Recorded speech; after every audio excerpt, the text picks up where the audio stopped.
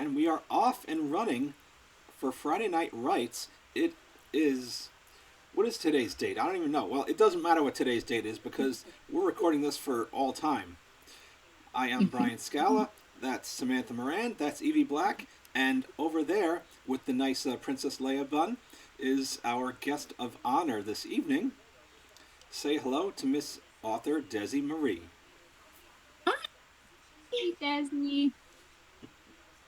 Hello. How are you?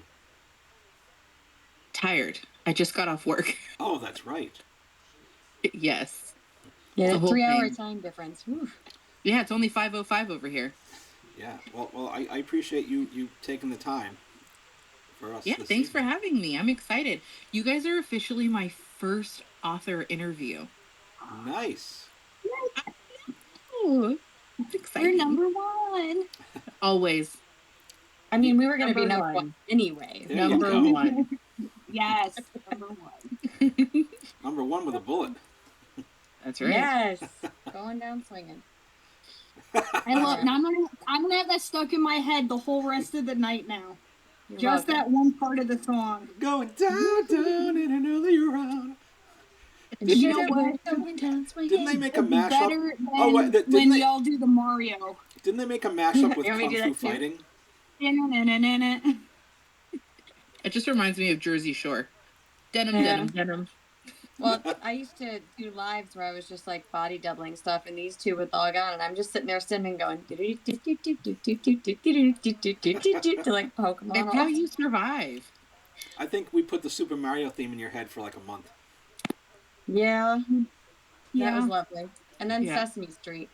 It was, well, Better Autumn had... than Taylor Swift, though. Imagine having Shake It Off stuck in your head for a month. That's Oh, not a God, no. bad thing. Autumn had the Hawaii Five-0 theme song stuck in her head for like a year, but she's never seen Hawaii Five-0. So See, That she makes didn't- it even funnier. She didn't know Yeah. where it came from. nope, Oh, no man. idea. Yeah, now we have Friday Night Rights karaoke going on. My bad. I should have more voice for this. Oh, all right. All So right, I'm just well- clicking up all my stuff. Oh yeah, I have books here too. Just Yes.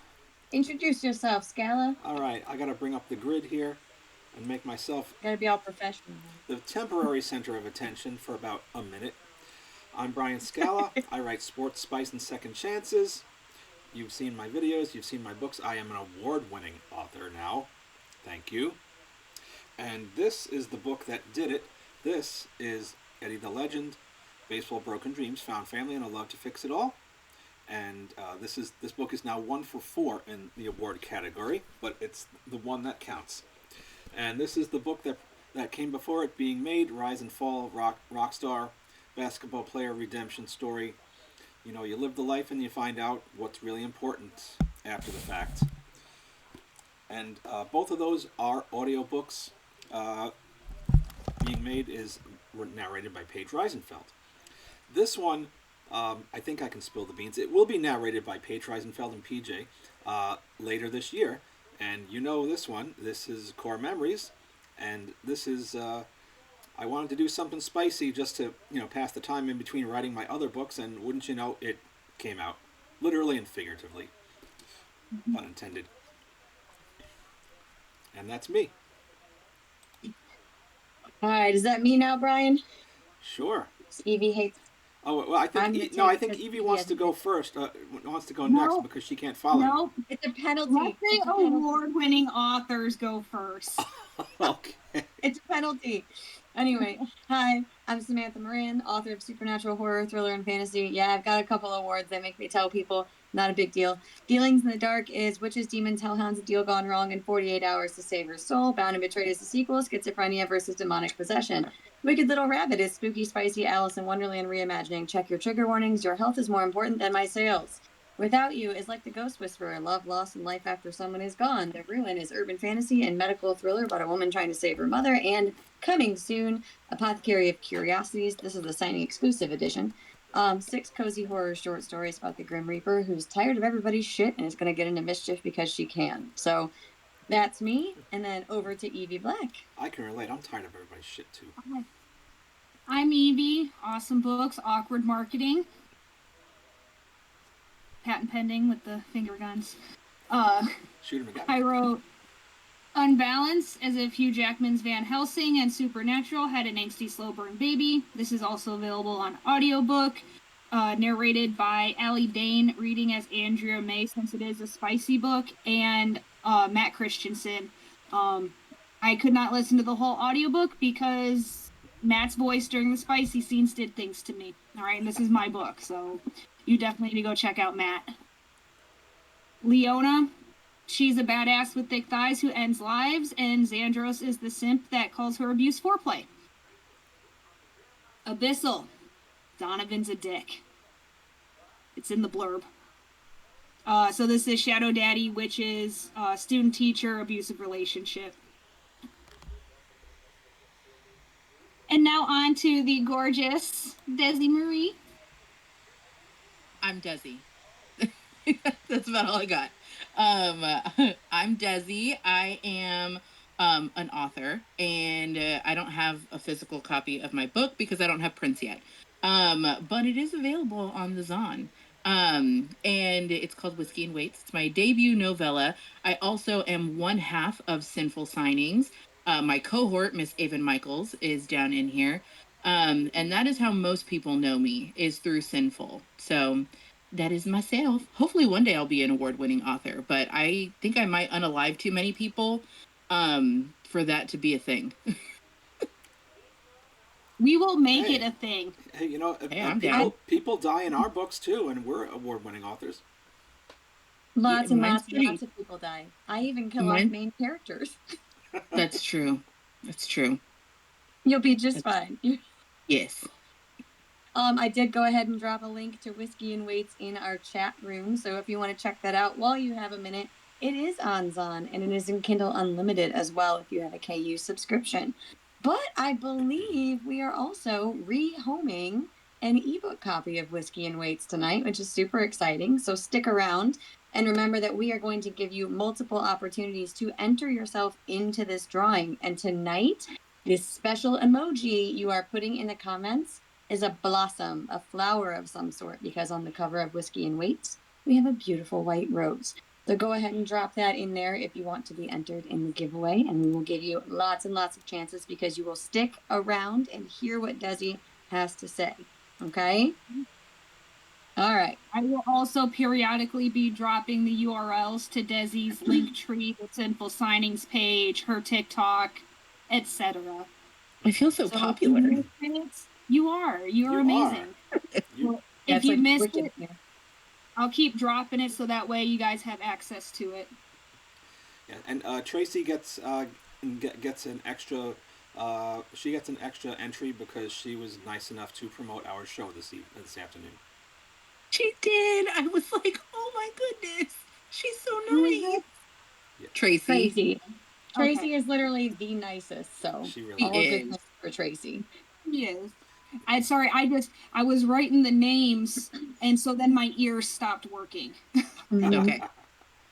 I know. I was signing books earlier, and my kids decided to talk in my ears, and I was like, one voice at a time. The one in my head or yours. Hold on. Yeah, I can't my brain, talk and write. No. Yeah, my brain, I literally cannot hear two voices at once. Like, if I'm on the phone and somebody's talking to me while I'm on the phone, I'm just like, I cannot process, you know. I need to hear one person at a time. I don't have that problem. Do y'all turn down the volume when you're, like, looking for an address? No, but I do turn down the volume when I'm parallel parking. Right. Yeah, you have to turn that shit down. Because you can't hear where you're going. I used to think that was like an old person thing, but no, I'm not old, but I do it. Well, I don't. Who's gonna break it to her? No. Gosh, I know. I'm not that old. I'm ancient next to you. I know. So wait, I think I'm the youngest one in here. You are. I'm only 32. Ew. I'm a baby. It's my turn to be the baby. That's nice. Anyway, Brian. I'll trade you for the baby. Yeah. So what we do, since this is your first interview, what we do is we like to talk a little bit about the author, you know, and then we'll get into their books and all that other malarkey. So, first and foremost, tell us a little bit about yourself. Who is Desie Marie? I am a very complex creature. I'm 38. I'm a single mom to a wonderful, awesome child, who I absolutely love. The child in my book is actually modeled after my child. So you'll get to know my kid through my book. Very sassy, spicy personality. I'm also an event organizer. And those are the things that are like surface level that people see all the time. I also am Indigenous. I am an Indigenous activist. I'm also a activist. Period. My 20s were very interesting in all of the things that I participated in. All I can tell you is that if you get maced in the face, please make sure that you have milk handy. It will help the burn. Just remember that. I also I lead a lot of different roles in life. I work in a power position for corporate America, which is exhausting. But I also am not very guarded with my thought process on a lot of things. So some people tend to not like when you are brutally honest. But I just am myself. I've gone through a lot of things. I've grown through a lot of things, and I'm very excited to experience a lot more in everything that we have going on. So, very complex creature, but also just very open and honest. Simple people are boring. Complex is interesting. So it's a good thing that you're complex because simple people come home, eat dinner, and just go right to bed with doing nothing fun. And I don't see that being Desie Marie. No. No, but you like literally just described me. So thank you. No, I saw Stardew Valley on your TV behind you. Fuck yeah, I was playing that before. I was like, oh shit, Friday Night Rights is tonight. See, you're not boring. Anyway.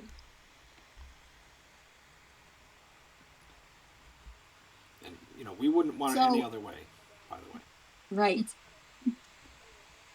Desi, as a child, what did you want to be when you grew up? Like, did you grow up knowing you were going to be an author, or did, like me, you change professions every week?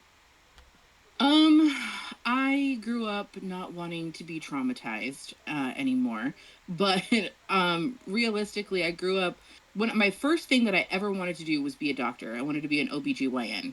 And I wanted to deliver babies. And then in school, I was not always the best, gotta love that ADHD. And so I suffered a lot in school. It's not that I'm not smart. I'm pretty smart, I'd like to think.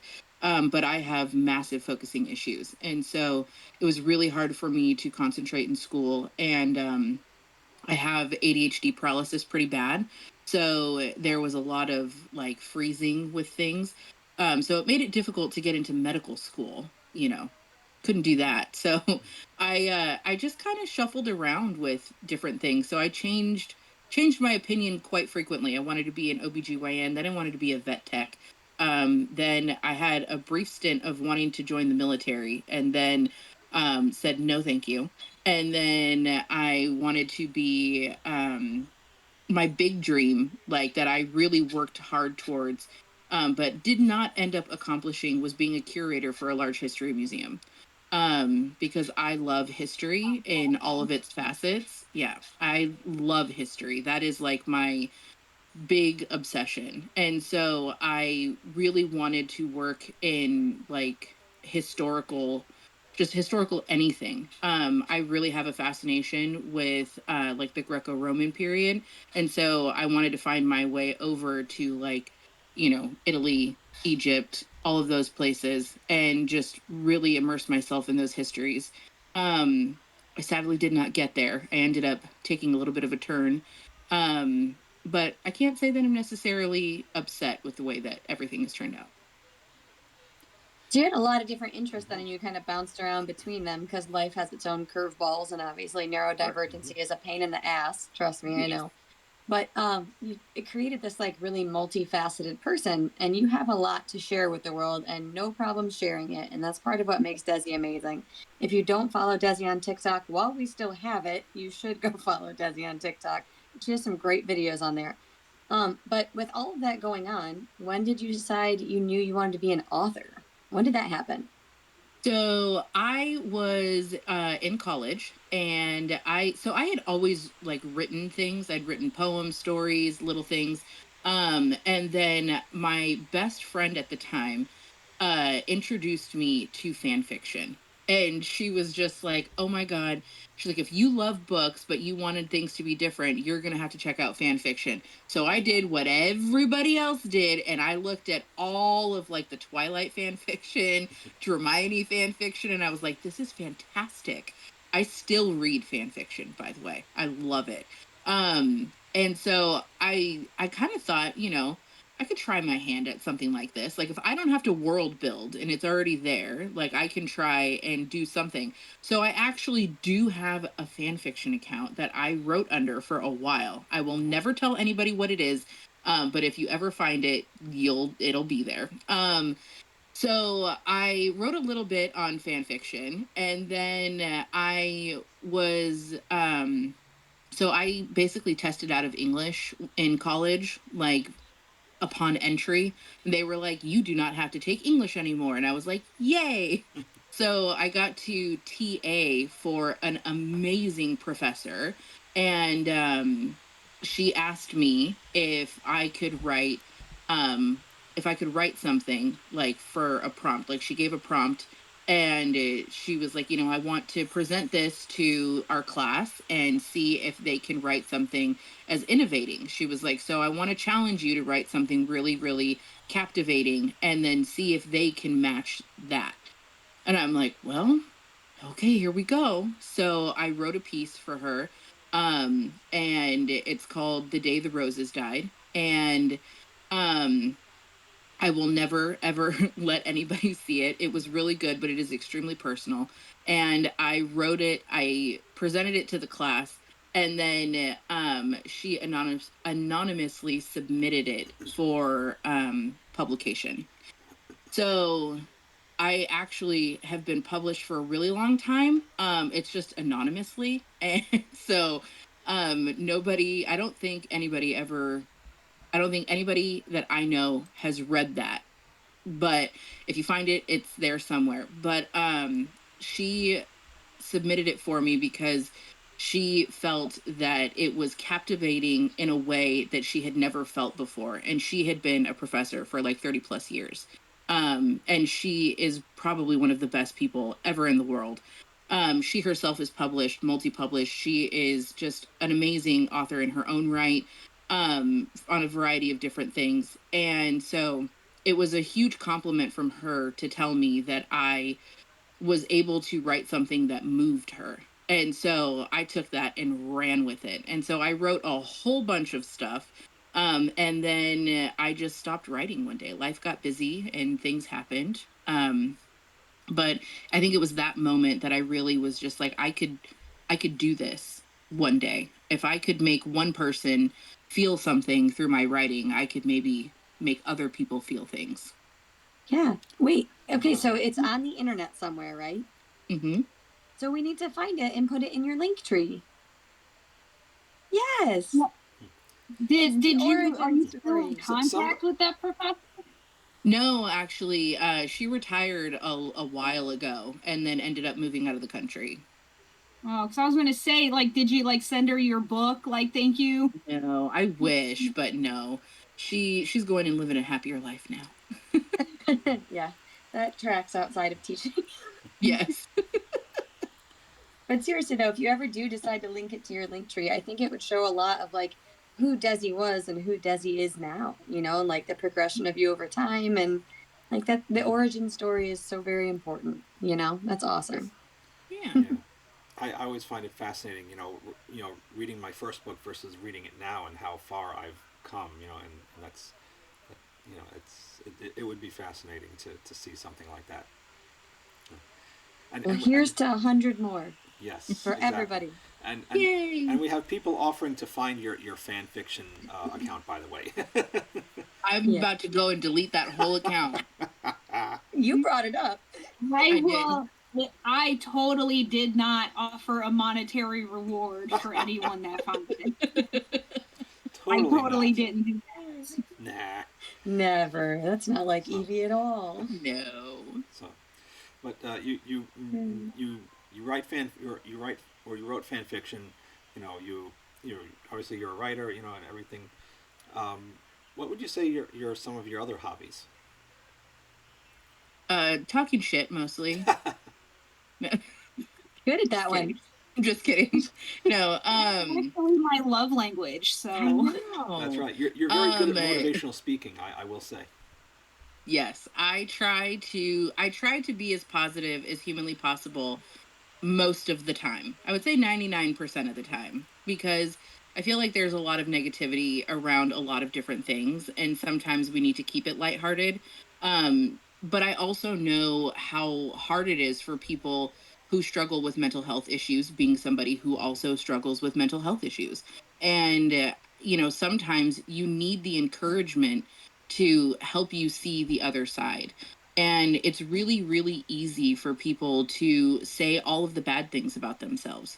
But very rarely will you look in the mirror and say, I'm a bad bitch. Or will you tell yourself that, you're having a good hair day. Even you, Scala. Great dome. Thank you. But Thank you. people don't Me and Sam rub it for luck before each show. Like, people very often are quick to criticize themselves, and they start to believe the bad things that they, fear other people say about them as well. And so you all know, I don't like my people being sad. I don't like my people doubting themselves, having anxieties. I have talked to almost every single person in here at some point and let you know that you are a badass and that you don't deserve to talk negatively about yourself. And so I try very much to be a positive voice for not just other people, but myself too, because I do have to remind myself that, it's not all bad. It can be good. And that we, can get through a whole bunch of stuff together. So maybe motivational speaking is one of my other interests. Yeah. But I also like, because it's not just motivational speaking, you have like that aggressive positivity. You're like, you're going to be nice to yourself or else. Yeah. Like, what does it say? I can't read it. It's the dedication to death warmed over, and it says, for Desie, my friend and fellow author, a chancla wielding baddie. And I pulled it up because Evie took her slipper off and was holding it up because you're known for your chanclas, right? Yes. Aggressive love is Debbie's. Aggressive love. That's yes, true. Absolutely. I have to tell you. I also am an avid reader, though. I love to read as much as I can when I can. And reading helped move me into the next phase of my life. So, I would say reading, long walks on the beach. Those are my hobbies. Yeah. You live near a beach? I do, 10 blocks away. Oh, nice. Then that actually works. Exactly. I'd be like, I enjoy long walks on the beach, and I'm in a landlocked state, so. I know. I live 10 blocks from the beach. Pretty nice. That's very nice. Yes, I've seen some of the views that you've posted recently. Yeah, it's gorgeous over here. I want to tell you one thing before we continue. Just getting back to your motivational speaking. I found, on TikTok they have, on this day 1 year ago too. Well, apparently 1 year ago, I had a panic attack, and I was in the bathroom, at my job, because I was going to fly to Canada for my second author signing, and I was freaking out. And somebody in this room saw that video and made a video without naming myself as the as the subject of that video, and it sparked quite a bit of motivational speaking to a lot of our colleagues and constituents, and I remember that video, and yes. I remember that day, and I remember the reason that I made it is because I have read your books, and I think that they are amazing. I think that you have a true gift in being able to describe things, bring audiences into your worlds that you create. And I think that it's very easy for us to compare ourselves to other authors who are more successful than we are, and people who we see in the positions that we want to see ourselves in. And we don't give ourselves enough room to look at those people and see what has come before them, the struggles that they went through, how hard it was for them to get off the ground. We only see where we are and where they are. And I wanted to remind you that just because this is where you are right now, it doesn't mean that this is where you're going to stay. This is just temporary on the road to your own success. And everybody's success looks different, because your success in the end might not be selling, 1 million copies of your book. Your success could probably be that your book has touched somebody so much that they ended up changing something in their life for the better. So everybody's successes are different for themselves. And I wanted to remind you and other people that you can do and be anything, but your success does not depend on your version of other people's success. So just keep being a badass. Desie was one of the first people who actually told me, it made me consider the fact that what we see online is often bullshit as well. And I know I've shared that with my fellow Dawn writers here on several occasions, because you don't survive in this community without a community. You have to have people in your corner. And Desie is always in everyone's corner. These guys are definitely always in my corner. But there are days when you get online and you see these representations of people, but they're showing you the snapshot, right? They're showing you the really nice, clean office with the pretty bookshelf, and they're talking about how their book got 3,000 pre-orders and they only need 50 more or whatever. And you don't see all the dishes piled up in the sink, or the past due bills for all the editing and cover design and character art and everything that they have going on, or the health struggles that they're having on the side, or how they actually feel about the things that they've written as opposed to what they present you. And so Desie was definitely one of those people who, when I was just getting started, pulled me away from that. And one of the people who comes in here often, Paige, who has narrated Brian and I our books, she posted a while ago that comparison is the thief of joy. Yes. And it really, really is. But it's so easy to compare yourself in the social media world because everyone is readily available at your fingertips. But that's one of the things I absolutely adore about Desie, is that not only is she in your corner, not only does she think you're amazing, but she comes with receipts. She's like, wait a minute, you saw this? Hold on, let me just... And she shows you, like, look at the mess that is real life, right? Just take a minute, just breathe. No, don't set your manuscript on fire. It's a bad idea. Don't do that. Never delete anything. Exactly. Do not delete anything ever. 100%. Yeah, I just edit it later. I just I just want to say, I would not be where I am. I believe without the three of you on camera right now. I think you would be. I think it would just look different, and it's that's why, like, I tell you guys all the time, because you do say that Autumn and I, are a huge, reason for your guys' success, but realistically, your success is truly your own. You're doing this work. You are doing this writing. You are making these stories in these worlds, and you are creating something that nobody else ever has. Like, this is your work in your world. It would have come to this. It would have gotten to this place. We were just a conduit to lead you in that direction, but we didn't even really lead you anywhere. We just provided you all a place to come. And but giving us that place, giving us that platform, right? Because Sinful was my very first signing event. I was like, that y'all even accepted me, because who the hell am I, right? Same. And y'all were like, no, you're awesome, you're great, you belong here, right? And then I had some weirdo in line behind me like, oh my god, that's Evie Black. And like, I had such an amazing weekend. That's why, like, I'm constantly, Sinful's home. I will continue to go to Sinful until they're sick of me, 100%. Like, yeah, ride or die. Well, that's because Sinful is that community that I was just talking about earlier. You need those people who are always going to be in your corner, and people who are, in fact, people you want to have in your corner as well. you guys were the first major book signing that ever took a chance on me. I had done like a couple of craft shows and local things, but nothing like Sinful Signings. I applied on a whim thinking I was totally going to get a rejection letter. And I came to Sinful Signings at one of the lowest points in my author journey. I had just released this book. It flopped. You know, I had a handful of pre-orders and then nobody read it. And people still don't really read it to this day, which is sad because it's my favorite one. But I came to Sinful Signings ready to be like, if this doesn't go well, I quit. Mm-hmm. And I didn't quit because Sinful Signings, I could have sold 0 books at Sinful Signings and I would have been just as happy because of the environment that you and Avon and David created in Sinful Signings. So I think, okay, that people in this community in general are not very good at giving themselves the credit they deserve, even when they are badass chancla wielding amazing human beings. Okay. But Sinful Signings did change lives. And while I would agree that we are the ones who are doing the writing and doing the marketing and going to these events and making ourselves known, there's a reason people call me Sinful Sam now. I have been called Sinful Sam at 3 different signing events. Okay.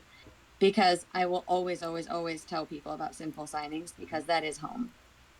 And I make the choices that I make because you and Avon and David gave me an opportunity to do that. Yes. And I know that these guys feel the same as well. Listen, I'm going to tell you right now, I have entirely too much makeup on my face for you to make me cry right now. Don't do that. Well, that's too damn Keep going, bad. Sam. This going. book doesn't exist without No. Sinful. I wrote the first part of this book to be Sinful, and then it inspired me to finish it. Cassie Between Pages came up to me at my table at Sinful Signings and goes, "Your books are really descriptive. I want you to write some smut." And I was like, "I can't do that." And she goes, "I dare you." It's my best-selling book. Okay. Yep. You can't dare me to do shit. I gotta do that. Listen, I remember when you wrote your first Apothecary of Curiosities, and it was for the anthology for year 1, and I was like, where, like, this could have spice, like, where is it? And she was like, I can't. And I said, yes, you can. You can. Like, you could, this is like set up for spice.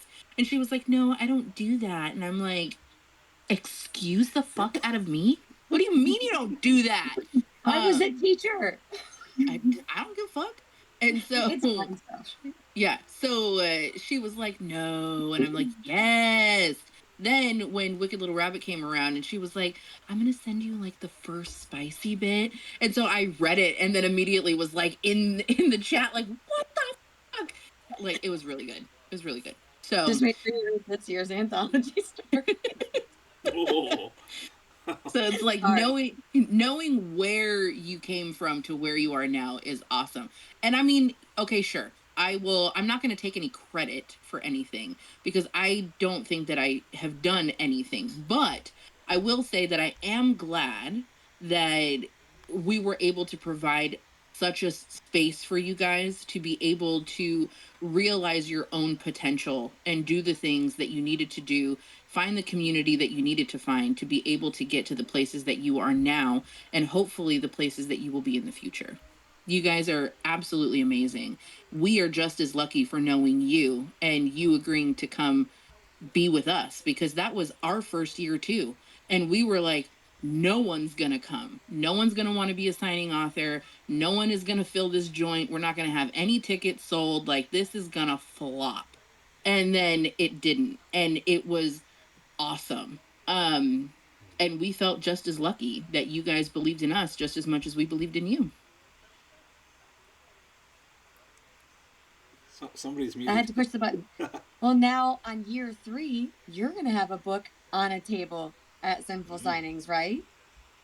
Yes. But it's also like, I mean, I'm not tabled because I have too much to do to be tabled, but there will be books. I won't be there. There will be. I just won't be there. I do need a physical copy We'll of have that to book. summon you. Like, we'll have to put Desie on a schedule. Every hour, Desie stops by her table for 5 minutes, and then she goes. There you go. Listen, there are pictures somewhere, I don't know who has them, of me sitting on the floor in front of one of the ballrooms, like, just throating a breakfast baconator. I remember that. I saw that. For part of it.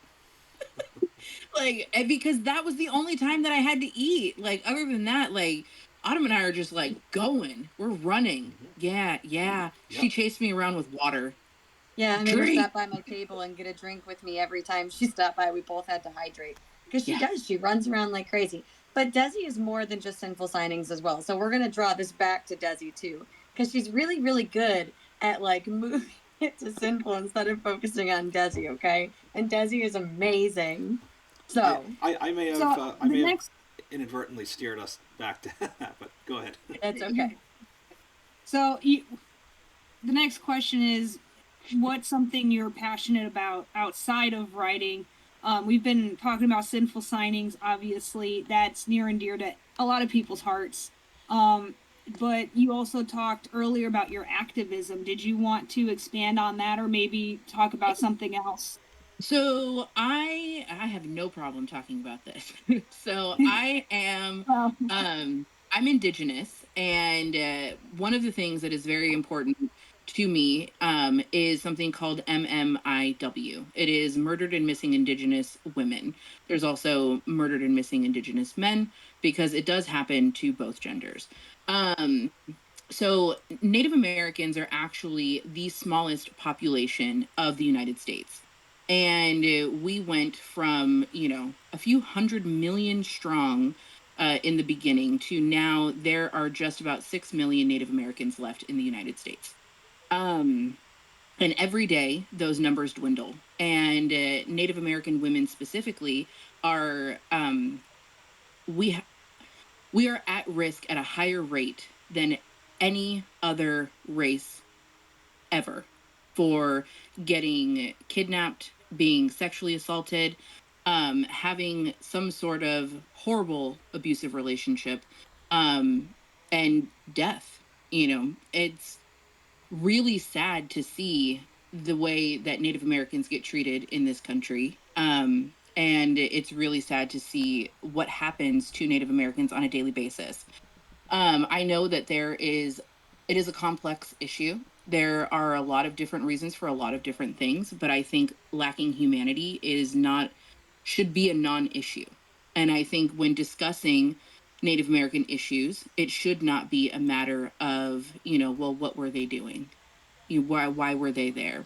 And that turns into a lot of it. And I think a lot of people got a real big education in Native American issues when Cole Brings Plenty was murdered. And I hate that he had to be an example for people to pay attention to things that happen within Native American communities. Um, but the day before, that night, before he was murdered, he had his hair cut. And if you do not know anything about Native Americans and their hair, my hair.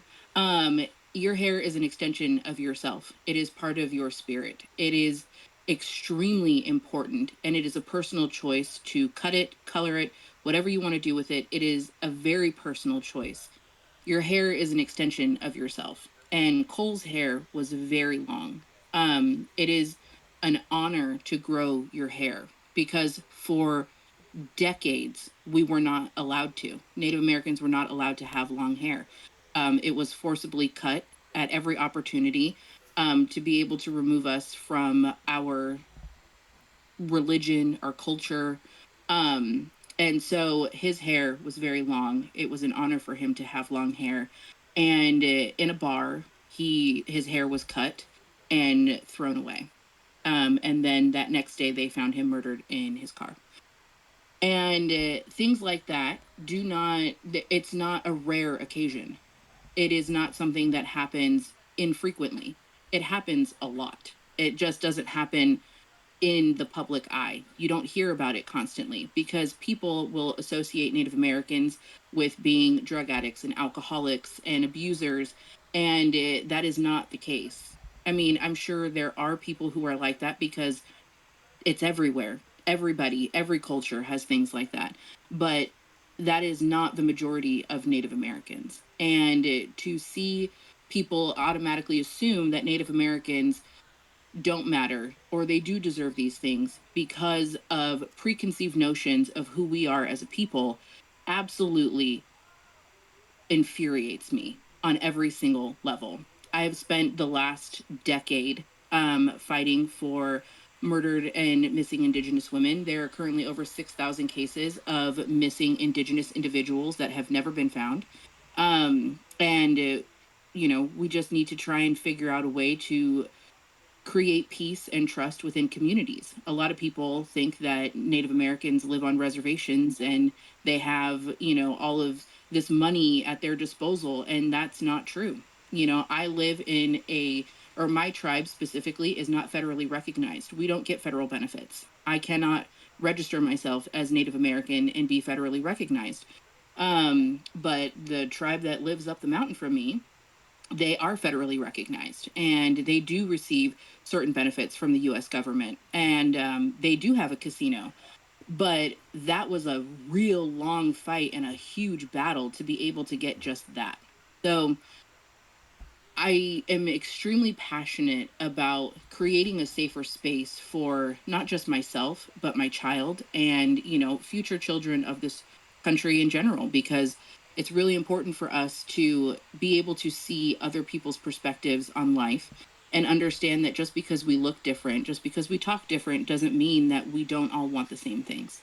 I want you to be as successful as me, if not more. I want you to live a happy, healthy life. I want you to prosper. I want your dreams to come true. And I just wish that you would wish the same for me. Well, and I know the incident with Cole happened a little while ago, but obviously the persecution of Native Americans has not gone away. All you have to do is turn on the news and wonder why Native Americans are being questioned about American citizenship. There's a lot going on every single day. The world is on fire.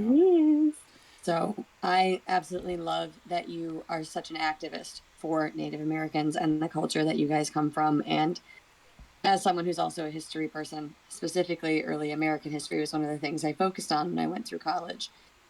I don't come from that culture. I cannot speak of that culture in the same way that you can, but I can say that whatever lingering things are happening with Native Americans, like where the stereotype comes from about alcoholism or whatnot on reservations, that stems from damages that were done to these people, not who these people are. People are still recovering from this.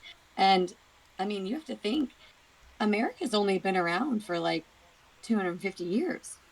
These damages are not as old as people make them out to be, and the persecution is continuing. So we need people like you who are bringing this to everyone's attention. And because you don't see Native Americans regularly on the news and the atrocities that face Native Americans, we need you even more. So thank you, Desie, for teaching us the things that we need to know, because no one else will. Nope. And trust me, I'll never shut up about it. So you don't have to. And we dropped those links down in the chat, by the way. Mm-hmm. Yeah.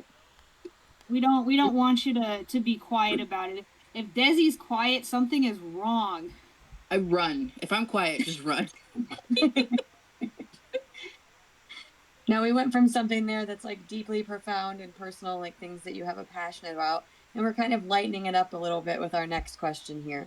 But what are some of your favorite things, like Desie's favorite things, like food or candy or seasons or places or books or anything you want? Some of my favorite things. Okay.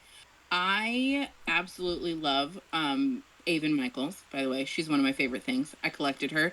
Love her dearly. I also I love photography. I am a photographer. I don't do like boudoir or anything. That is fantastic stuff, but I cannot shoot that.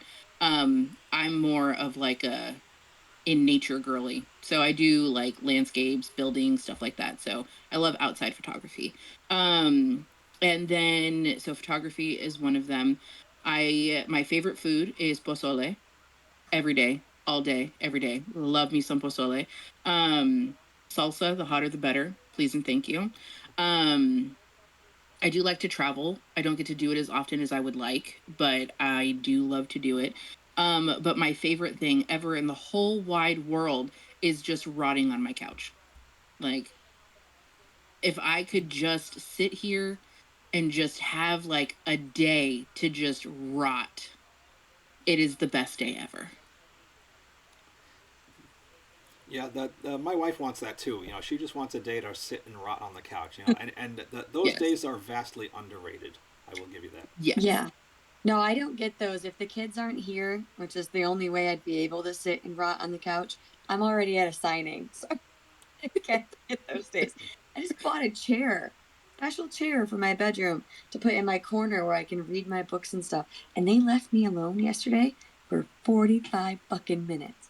Whoa. Is that a record? I know. That's a win. Living the dream, I swear.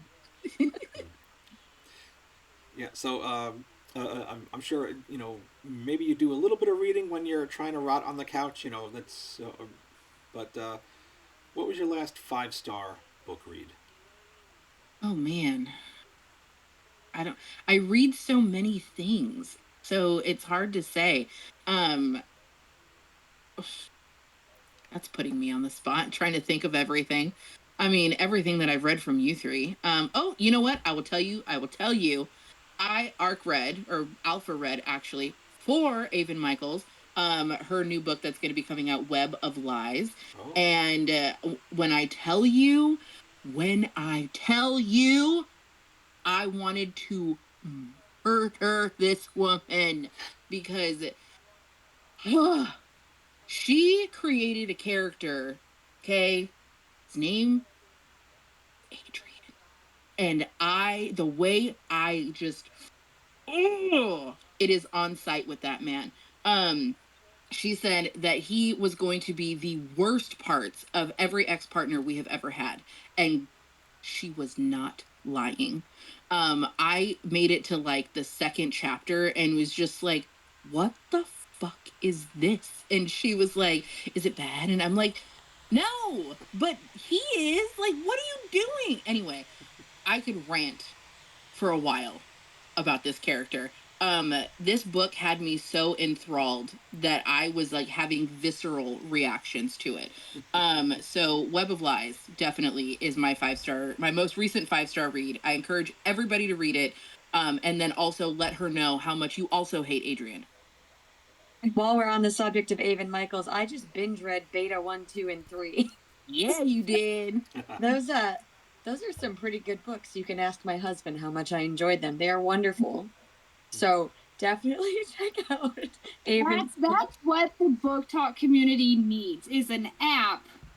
Okay, think like Goodreads, but this is for the spouses, right? All the husbands out there, where they're not going and saying if the book was good or not. They're just going and saying how much they got once their wife was done reading. And then that's how we judge spicy levels from now on. Yeah, I can't see the comments, but I'm pretty sure there's an oh gosh in there somewhere from her. Yes, he said, right? But no, apparently emotional trauma turns me on. So my husband is very, very lucky when I read people's dark romance books. But yeah, the Omegaverse, that was the first Omegaverse I'd ever tasted. So good. It was that's how we met. Is that's the right word though? Tasted. No, that was the right word. Yes, that's what I'm saying. That was the right word. It was a mouthful. I'll give you that much. Several mouthfuls. Congratulations on that. Right? Speaking of way to go, Silverton. Speaking of good books, we have a giveaway going on for Whiskey and Waits by this amazing, gorgeous human being right here. So if you would like to enter the giveaway, put a blossom, a flower, a rose. I don't think they have white roses. Not sure. I don't know Discord that well. But yep, drop a flower in the comments and I will add you onto our wheel of names. And while you're doing that, I formally propose that we get rid of chili peppers for ratings and now just do mouthfuls. I think that's a pretty good spice rating system. All right, so Desie, what genre is Whiskey and Waits technically in?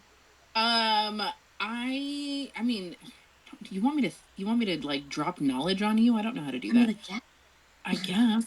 I don't know. I guess it would fall under like romance. But Blanca put hot dogs in the comment. Yes, that sounds accurate. It is a spicy romance. It is a polyamorous romance, though. So it is MFM, and it's I don't know. It's so hard to talk about my own stuff. I swear. It is Get used to it. a gym romance. Yeah, it's a gym romance. It is spicy romance. It is plus size representation. She is a powerful powerhouse of a woman. She owns her own company, and she's just a baddie. So it is baddie, spicy, plus size gym romance. Yeah, and Oh, yeah. definitely a female in charge all the way through, which I think is like really cool because most of the times you see these sportier Jimmy romances and then women are only like sort of there to push the plot forward. She is the plot. Like, Yeah. And I love that for her. Now, do you plan to only write in that one genre or do you have plans to expand beyond what Whiskey and Waits currently is? Okay, so funny story is that this was not the book I planned to release. I had a dream. I was in the middle of writing Finding Lucky, okay, which was the book that I had planned on debuting. And I had a dream. I woke up from said dream, called Miss Avon Michaels, and was like, "What the fuck?" And she was like, "You need to write that down." So I did, and then I sent her like one chapter, like a half a chapter, and she's like, "Okay, keep going." And I'm like, "I don't know what to write." And she's like, "Just write, keep going." And so I did, and then I sent it to her, and she was like, "Okay, now next, like keep going." And I'm like, "What the fuck you want me to do?" And she was like, "I want you to keep going." And I said, "Okay." So I did. I kept going, and then now we're here. So no, I do not plan on writing in only this genre. Originally I was writing Mafia, a Mafia dark romance. I love Mafia. If no one knows that about me, I am obsessed with Mafia.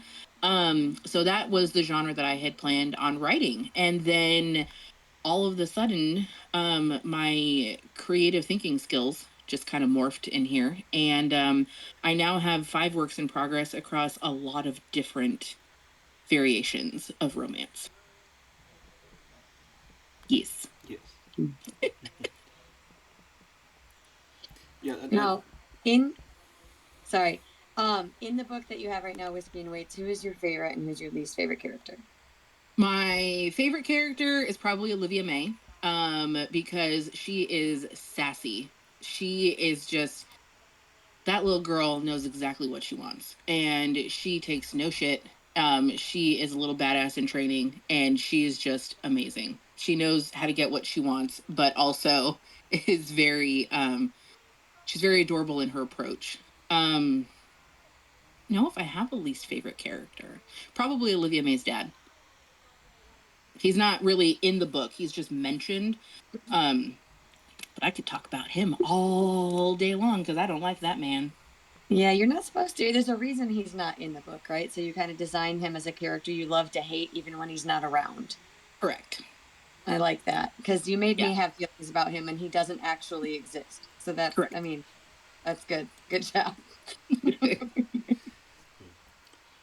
Katie wants to know if we're getting a sequel. We are getting 3 more, not just a sequel. Oh. So, Ooh. yeah, there's a lot happening in there. Oh. So, Well, that answers my I'm not next going question. I'm not going to say a lot about it, but yes, you will be getting 3 more. Now, Nice. is that something you had planned all along, or are you doing a series? No. Nope, not at all. I was like, this is gonna one and done it, and then I couldn't because there was just so much that happened, and I'm like, look, I got to expand on this. There's so many unanswered questions. Well, I'm glad you did, and it's a wonderful book too. I think you. all 3 of us have read it, too. And everybody in the comments too. So cool.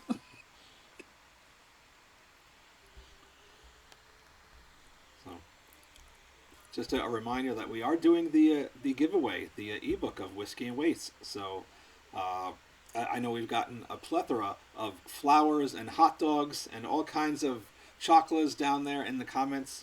Just throw whatever the hell you want down there. But it's something that looks like a flower. That's cool. But Yes. yes. Now, while Evie's putting all those names on the spinning wheel of awesomeness, We ask this question every time we have a guest on the show, and we get the same answer most of the time. But how do you handle the author and life balance? How do you I do that? don't. I don't. Yeah, that's the answer we get. I Yeah. don't. Yeah. Like currently, I have to go to the bathroom so bad, but here we are. Sorry Well, about your platter. we could, I mean, we could give you like a 2-minute break. I mean, Yes, it's. let's do that right now. Starting right now. Okay, love you. Be right back.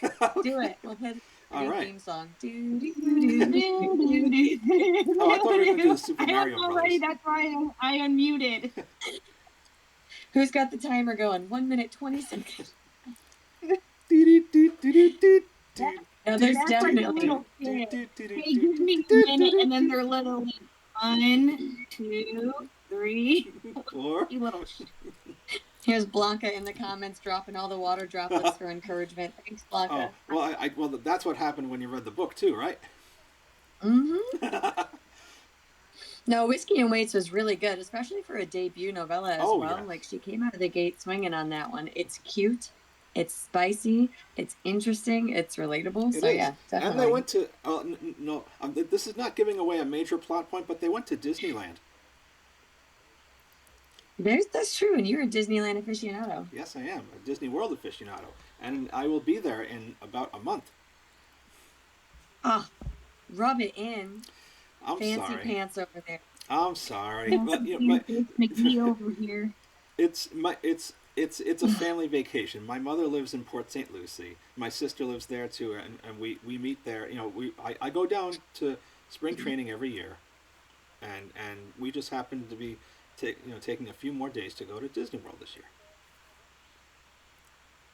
year. Next year I can't say anything. Next year Well, I'm probably going to take a week in September to wrap around the Smut Lovers Conference. I would love to go to Smut Lovers one of these days, but I couldn't. I just couldn't afford it. It's I know. such a cool conference. They have like classes and stuff. Yeah. So cool. I had to do it. It is expensive, but I had to do it at least once. It is. Well, and it'll help you be a better author as well when you go. And we're That is always working to improve our craft, so there's definitely nothing wrong with that. But no, I can't say anything about you going to Disney because I just got back from Florida. I got to see the Haunted Lighthouse in St. Augustine. Ooh, nice. Pretty cool. She's back. And we're back with Desie Marie. Just so you know, while you were gone, Blanca dropped some water droplets in the chat to encourage Thank you. Yeah, Thank you. You It helped. I thought It that helped, was what yes. happened to the people who read your book, but we'll. Listen, I'm not good at this work-life balance thing. Okay, I do not. I'm a mom.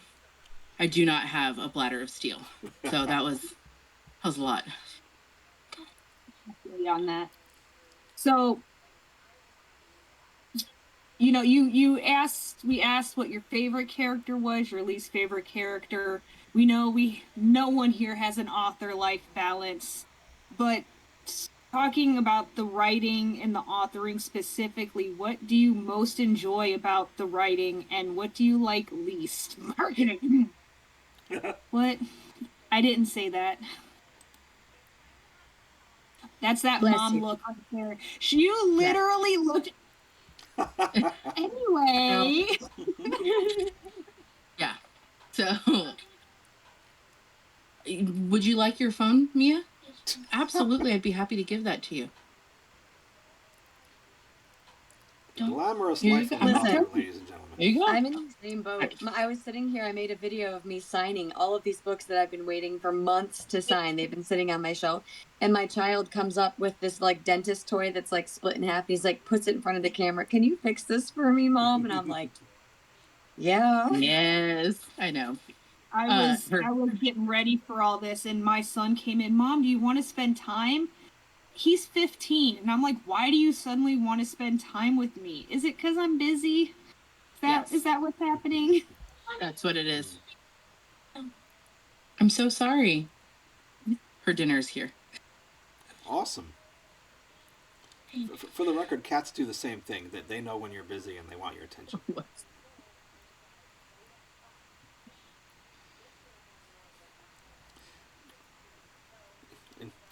Sam is muted, but I'll just take this moment to say drop those flowers and hot dogs and everything under the sun down there in the comments if you want in ebook, Whiskey and Weights. Yep. Yep. No, I was Extra gonna say entry. the box from the chair that I put together in my bedroom is still here in the house. So I put that in the living room while I was signing my stuff, and the kids are out there thumping and screaming and fighting with each other over whose box who gets to be in. It's just life anymore. Yes. All right, I'm sorry, Evie. What was your question? Um, favorite. What do you most enjoy about writing, and what do you enjoy least? I enjoy actually bringing the characters to life. I hate marketing. I think Sorry, everybody I'm hates that adding marketing. these. It's okay. I absolutely hate marketing. I despise it. Yeah. It is the worst thing in the world. This one is mine, Mia. Okay. It is horrible. I'm sure I would probably have more book sales if I marketed better. But I live life perpetually with I don't give a fuck. And it's hard. And like I was trying to explain it to somebody, and they were like, who's a non-reader, by the way, and they were like, well, it's like if you're not marketing your product, it's kind of like you don't care. And I said, no, that's not it. I said it's not that I don't care to market my book. I said it's that the world is on fire and I am angry. I said, and on top of that, you know, I love that I wrote a book. I love that I published a book. I love that there is something that people can read and get a small glimpse into who I am as an author and as a person. But it is also not my very top priority at the moment. And I want it to be. I really do, but I also have to live. Yeah. I have to take my mom to dialysis 3 days a week. I have to work, 60 hours a week. And I also, have to find time to write. I have to be a present parent. There's so much to do that marketing is the hardest part and probably the last part of where I consider my day. So, And that's 100% true. There's you I find it's either I have time to write, like after being just a person living in this dumpster, after being a mom, after being a wife, after being a friend, after being everything else I have to be, when I go to put on my author hat, it's look, I only have the energy to either write or market.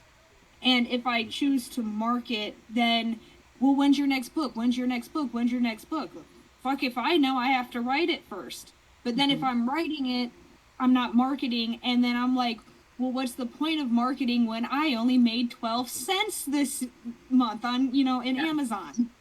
It's, yeah, no. But if you people don't do the get writing, that.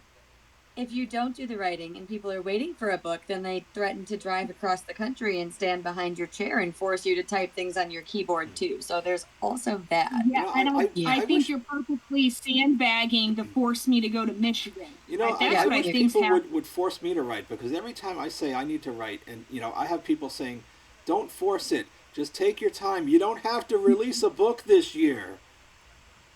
Well, but you put too much pressure on yourself. And Mm-hmm. we want you to relax because you stress about the writing. And you need to relax, whereas she will actually write, then go, this is crap.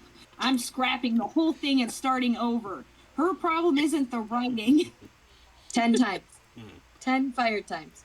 But no, Desie's right. It's very, very difficult to market. And when you have so many other things going on, like I need to buy groceries. The house hasn't been cleaned in a week. I need to do this shit before my house is disgusting. My child has needs. My mother has needs. My pets have needs. Oh, wait, I haven't eaten in 12 hours. Like, how do you?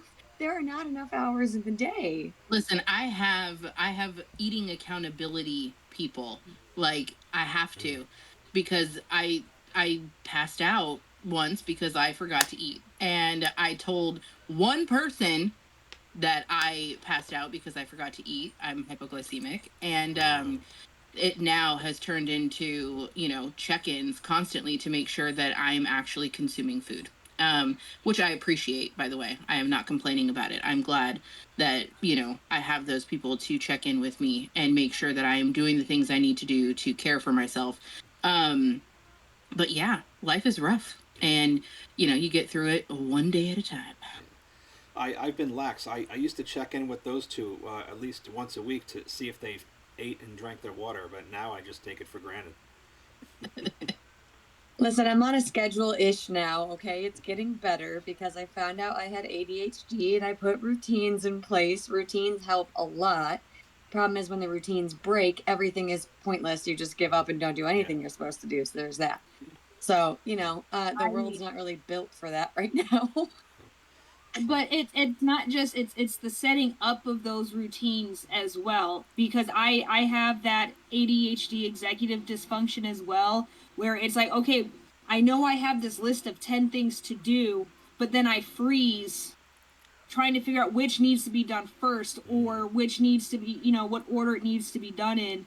And then I end up just not, like, I doom scroll all day or play Stardew Valley instead of working on my book. I'm right there with you. I have a list of things, and I'm like, well, which one do I do first? Well, yeah.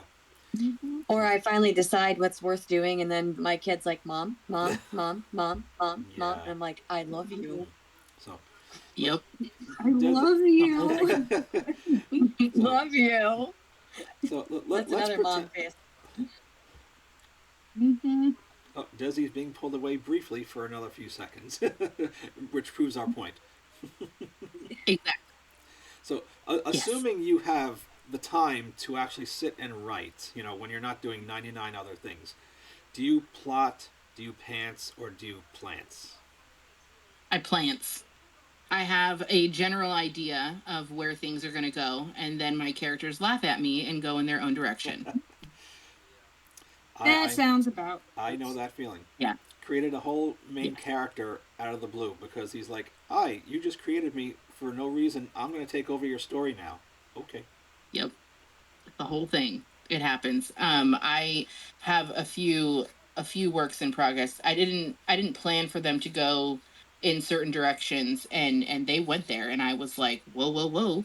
I think when I was writing Lucky, when I was like first starting to write Lucky, I wanted it to be this like cute kind of like mafia rom-com, like nothing too like too deep or too dark. And my FMC, Lucky, completely just took over and said, no, I am traumatized. And I was like, oh, yeah, you kind of are, I guess. So here we go. And it turned into something vastly different. I myself am a funny person. Some people don't think so, but that's okay. Everybody's entitled to their wrong opinion. And I was about to say, who said that? But so I try and include levity and humor in a lot of my writing. So even if I am writing something super dark, it is also extremely sarcastic, because I just don't know. I don't know how to be any other way. Sarcasm has separate grammar and syntax than any other form of the English language. So just so you know, you are proficient in another language if you are a sarcastic person. So it's a life skill. Yeah. You're welcome. Learn something every day.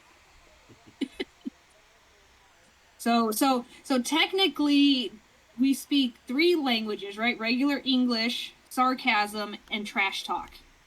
Yes. Yeah, but 2 of them come with this hand gesture, so it's fine. Yeah. So my middle toes up. I feel like I should be doing this too. Yes, everybody. No, okay, so we've established I used to do it that like Stone obviously. Obviously, this author thing is not easy. The balance is impossible. Like, the marketing is ridiculous. We've established that you're a plantser, but like, in the chaos, do you have routines that you follow when you write? Like, have you established something that helps you? Absolutely. I mean, yeah, I guess. Listening to music. Music is my driving force with writing. All of my chapters are song titles, and so that song is what inspires that chapter.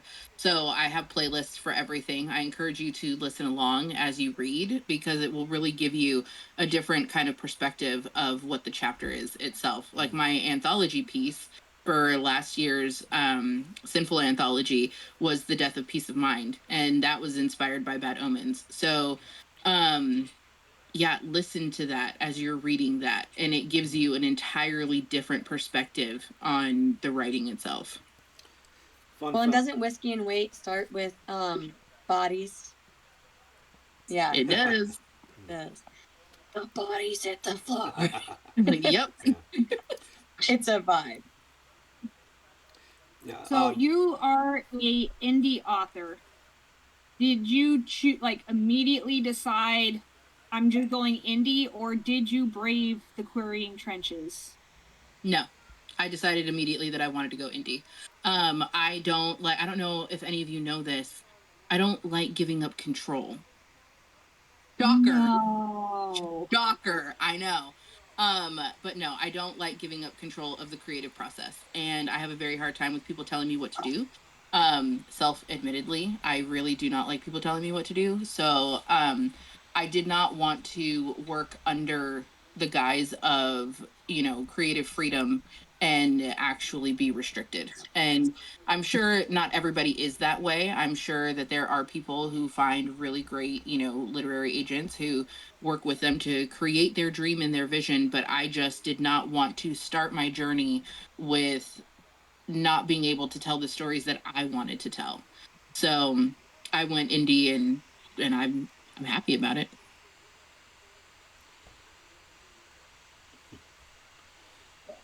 Sorry, everything went blank. My microphone went off and my other screen went blank.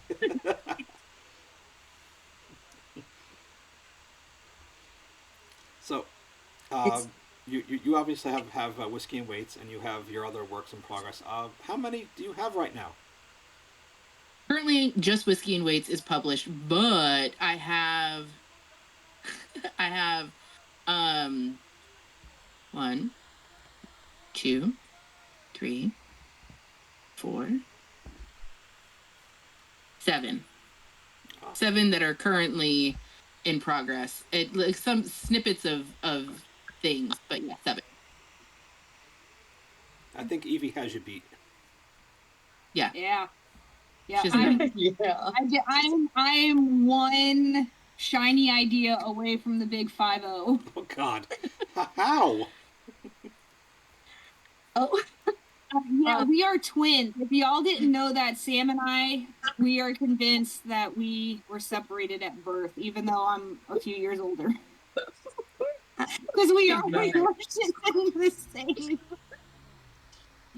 So I cannot fathom writing more than 2 or 3 things at a time. And for you guys who have so many whips going, like, kudos to you.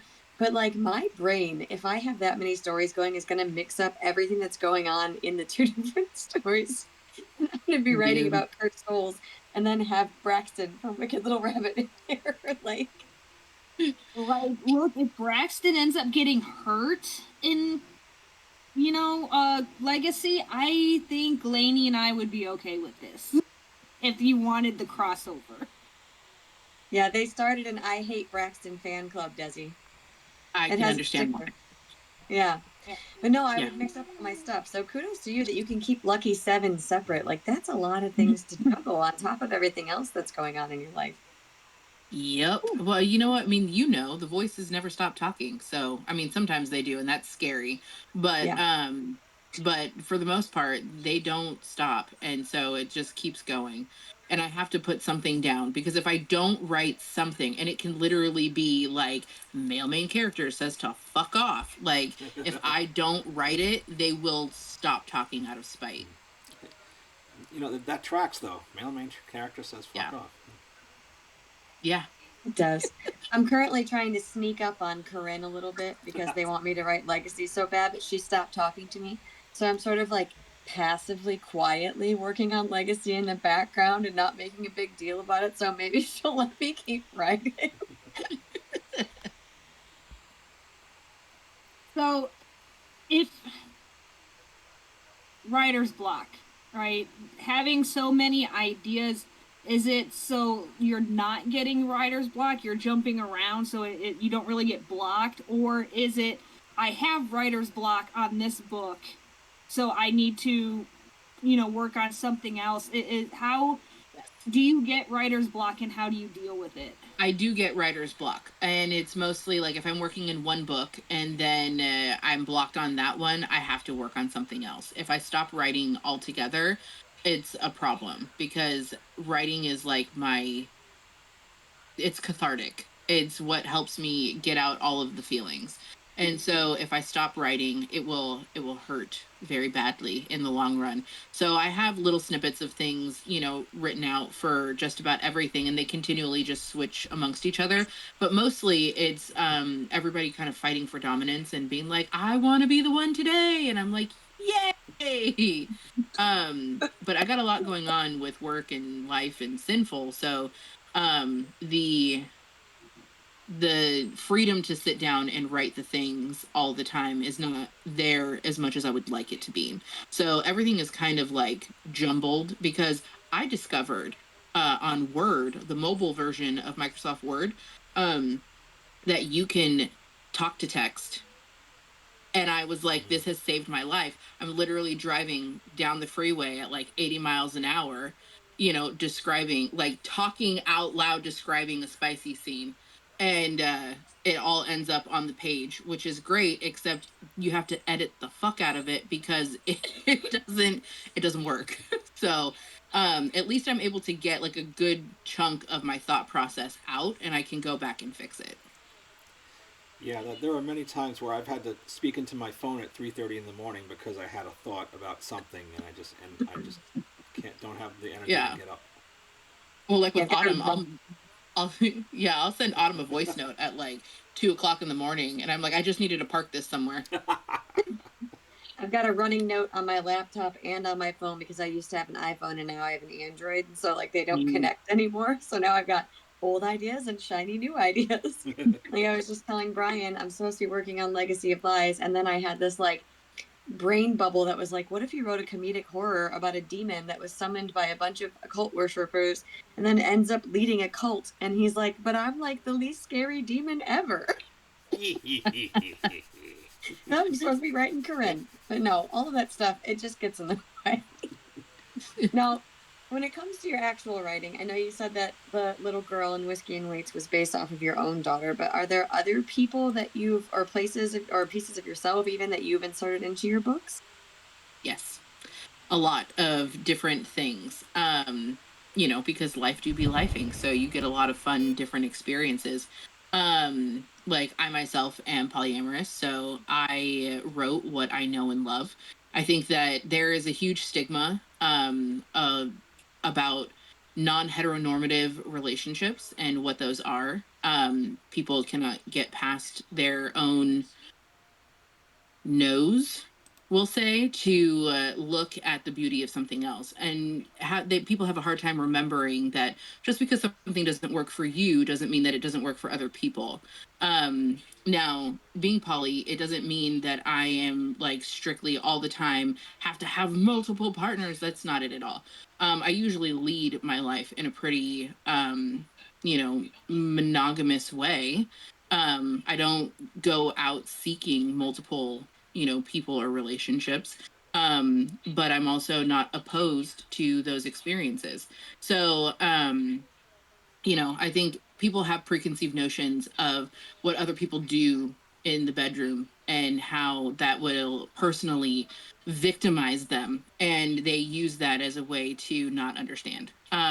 So I wrote Polly because I felt like having that kind of representation is something that's really important for people to know and understand that, it is entirely possible to love two people at the same time. It is entirely possible to be in a relationship with two people at the same time.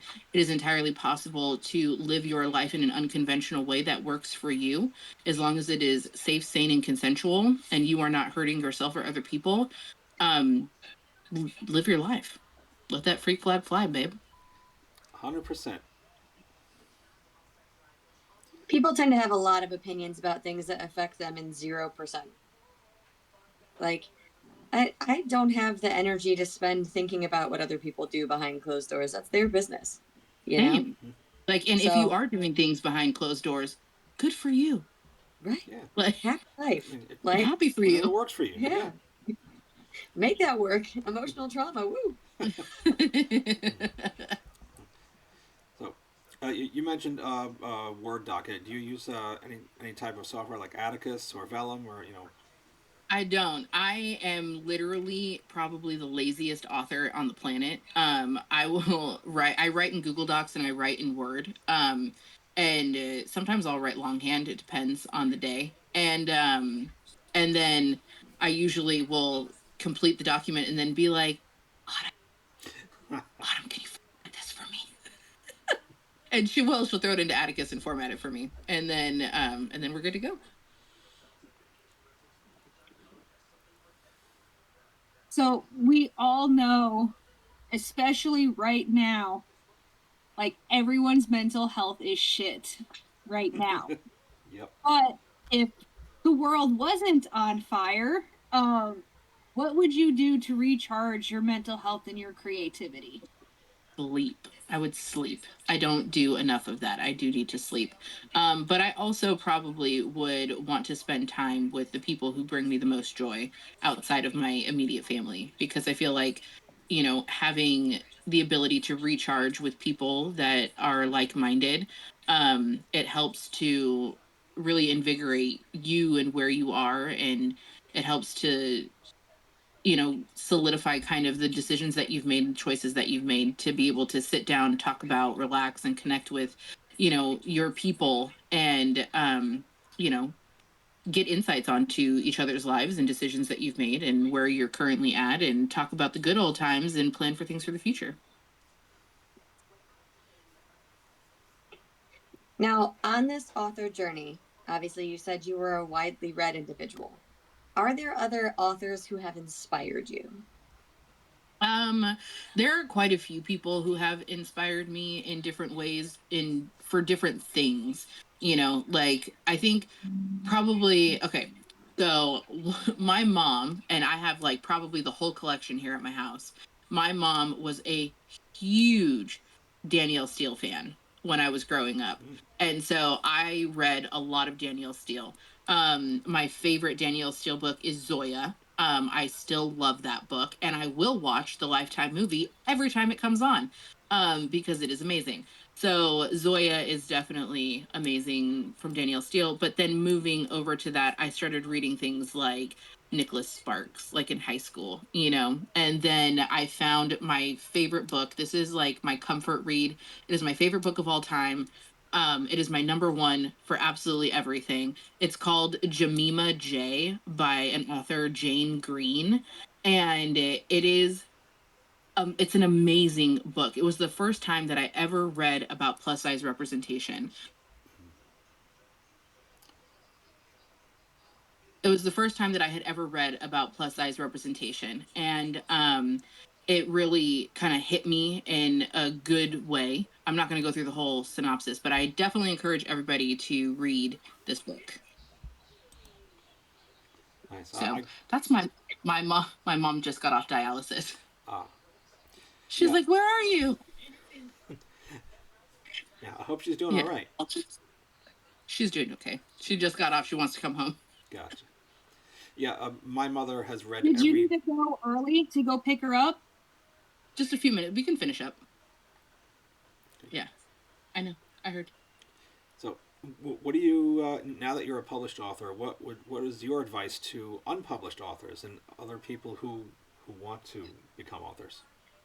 Just write everything. No, even if you think it's stupid, it might be stupid, but it doesn't matter. Write it, because when you sit down to look at the things that you put on paper, it finds a way to not be stupid, because those are the words that you have created. Those are thoughts in your brain. Those are things that you need to get out of your brain on paper, to see them, wiggle them around, and make something of them. So even if it sounds stupid, and even if it is stupid, it's not going to stay that way.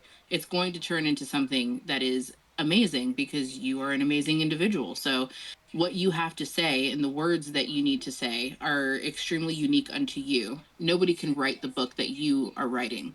So keep writing, just write the book. Can't edit a blank page. Exactly. No. I think I tell people something similar all the time. My advice is always just get out of your own way. We're Yeah. always in our Okay.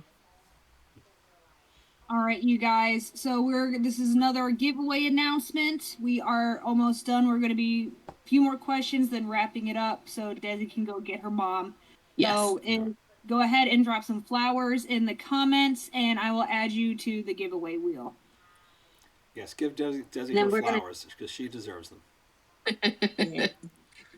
We're gonna do just a couple of fun questions tonight, rapid fire, instead of doing as many as we usually do because you have to head out. So Yeah. Evie has one that she asks every single time, and it's obviously the most important question.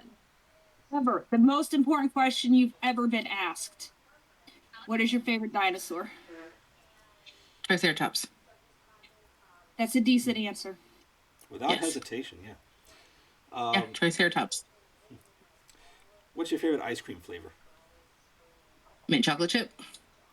Very cool. Nice. Mine is, what is something you're interested in that most people are not? I had to stop myself from saying the answer that just came to my brain. Hey, we're on Discord. Well, hey, you we know, don't have to. this is not PG. You don't have to censor yourself. I mean, yes, but it gives a lot away about me. So we That's won't. fair. Okay. We won't say those things. What was the question again? What's something you're interested in that most people are not? Something And I'm interested in that most people are not. I don't know, actually. I mean, I know, but I'm not going to tell you. But I think the more respectable answer would be, I'm not sure exactly. You keep saying like, well, I know, I'm just not telling you. It just makes me want to know more. Like, I'm gonna text you after this. Maybe I'll tell you. Woo! Maybe just not on YouTube. Exactly. All right, maybe I'll switch it up for you then. You have a book boyfriend or book girlfriend? How's that? Like, how is it? How is it? As a replacement question, is that a good one? I mean, sure. But are you asking who it would be? Yeah. Oh, yeah. If I had a book boyfriend, and everybody who has read this series will probably yell at me. If I had a book boyfriend, it would be Devin from the beta.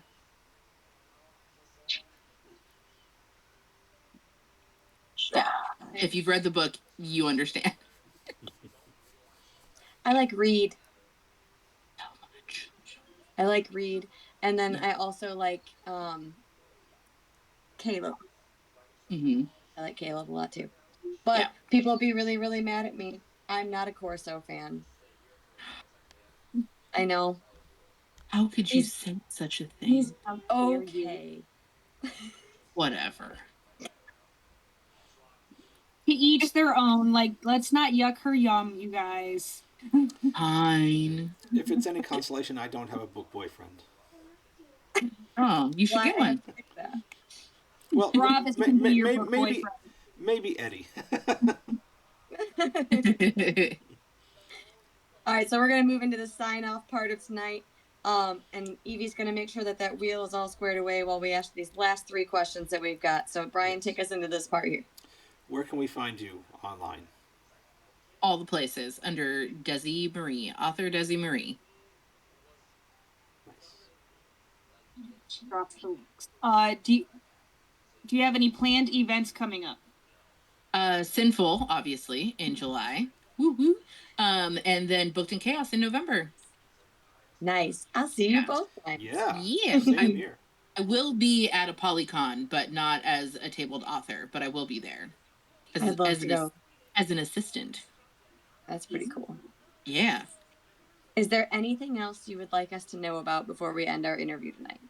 I would like people to know that all three of you are absolutely fantastically wonderful, and I'm so proud of everything that you have accomplished and where you are currently doing this thing. I think it is fantastic what you guys do and the spotlight that you give to authors. It's just awesome. So I am very proud of you guys.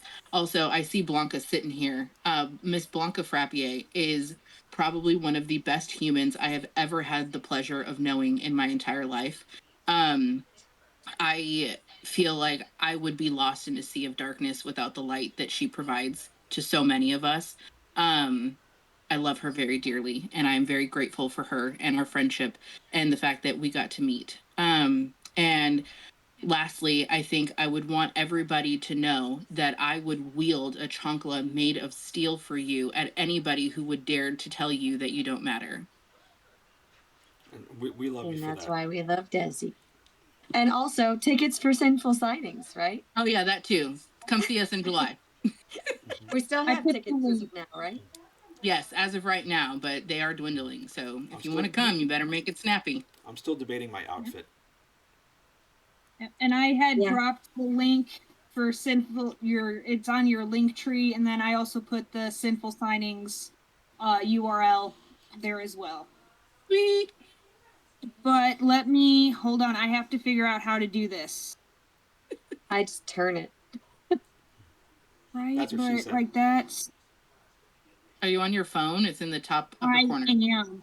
I'm not seeing it, but that's fine. It's in the upper right-hand corner.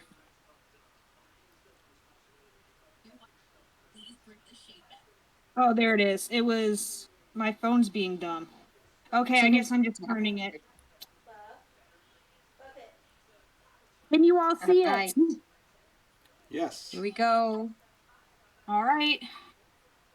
And if you win and you already have it, I'm sure you have a friend who doesn't, so you could always tell Desie. Correct. Yay! Ah, Catalina, congratulations. Congrats! We love winning. Who got it? Catalina. Catalina, make sure you're following Miss Desie so she can get your Kindle email. Yeah.